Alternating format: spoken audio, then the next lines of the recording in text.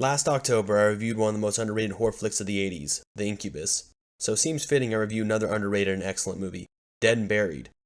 Dead and Buried is a zombie slasher from 1981, and it features strong performances from a solid cast and some genuinely gruesome moments. Mortician, what would you say the cause of death was? In the quaint coastal town of Plotter's Bluff, terrible murders are being carried out by the seemingly charming townsfolk. They kill and photograph travelers and vacationers, only for the murder to return to life as part of the town's community.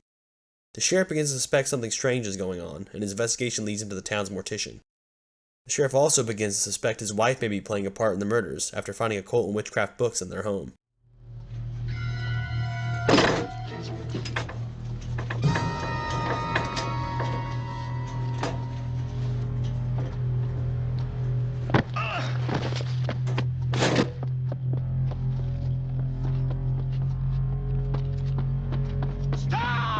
Dead and Buried is an effective and atmospheric slasher flick involving zombies.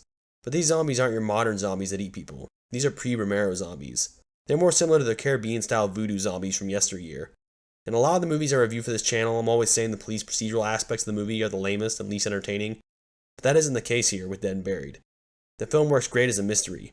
The sheriff's investigation into the murders makes for a compelling and captivating narrative in between the killings. I'm here to report a theft. Would somebody steal a body? Yes. What? That pretty young waif you found brutalized. You mean somebody dug up her grave?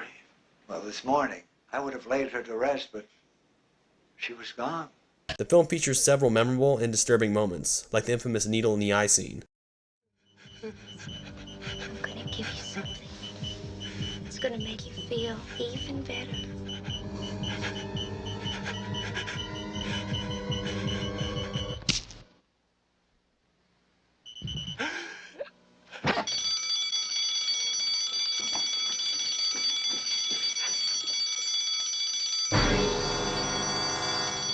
The film's opening kill is also memorable and strangely haunting. It sets the tone for the horror and bizarreness ahead.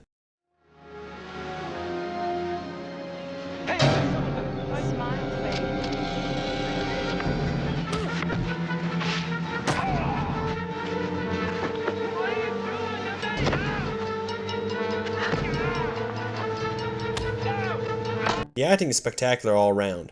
James Ferrantino is great as the sheriff. He turns in a commanding and charismatic performance. Jack Albertson from Willy Wonka and the Chocolate Factory stars as the mortician Dobbs.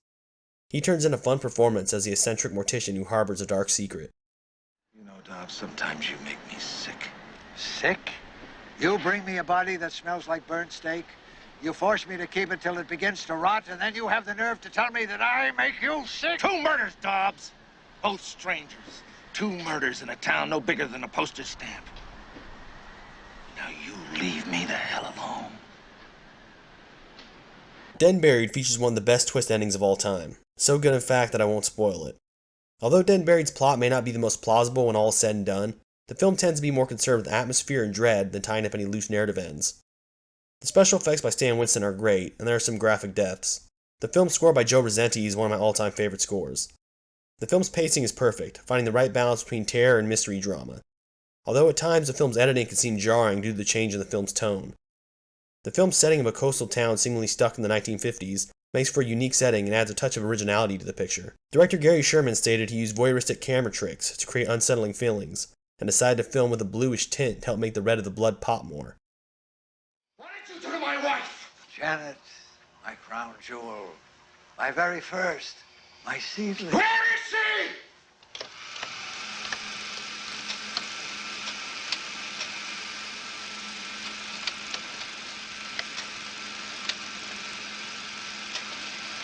Look at them, Daniel. Look at my children. Oh, my God.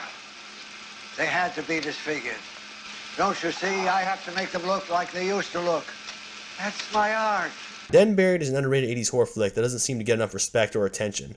It was a minor success when released in 1981, but never really gained much of a following on video, and I don't hear it mentioned very often. It's an eerie little shocker that makes good use of its small budget and crafts a foreboding sense of unease. It's an entertaining early 80s horror flick that features one wicked twist ending.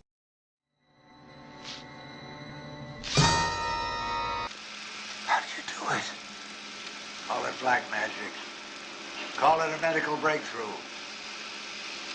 I'll take my secret to the grave.